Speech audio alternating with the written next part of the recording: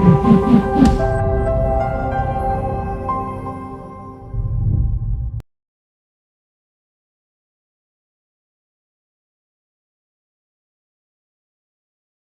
real estate nerds, this is Alex Yoder with Pro Tip Tuesday, my favorite day of the week, and today I want to talk to you about cure periods. Now we're talking about this today because of the 173 late fee bill that passed basically the beginning of October, or was effective the beginning of October, and how that's going to impact those of us who are posting demand notices and who are potentially then rolling into an eviction situation.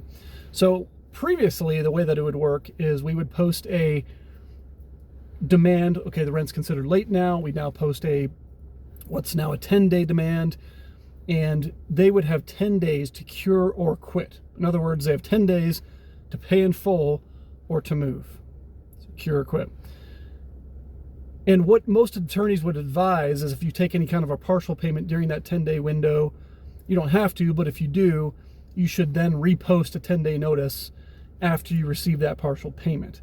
Now, there are some attorneys that can furnish you with a letter that the tenant could, in theory, sign saying, you know, hey, I, the tenant, am paying this, and I recognize that it doesn't in any way impact that 10-day period and that the landlord can pursue eviction if I don't get paid in full. So there are some letters you can get for that, but most of the time they just advise to repost once you get that partial payment if you're going to accept a partial payment.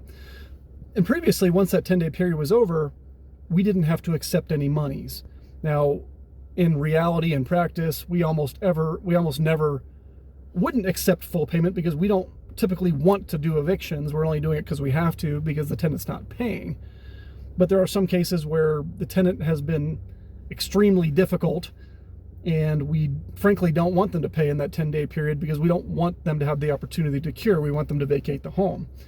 And now that 173 is in play, that cure or quit period is really just a cure or quit period where if you don't cure or quit within this 10 days, we can now start the eviction process. We can start filing with the courts to get that rolling. However, the tenant can now actually cure up through the day of court.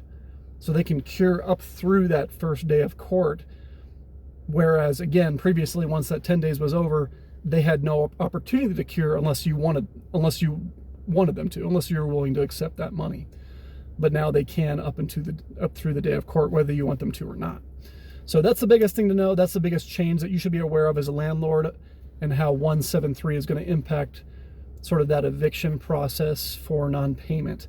And again, if you're going to take partial payments, make sure that you follow the appropriate attorney-advised steps on how to either repost or get some kind of a letter signed protecting or covering your butt, and making sure that that's not going to leave you in front of a judge, 3 weeks out with them telling you have to restart the process. So that's all for today. We'll see you next week.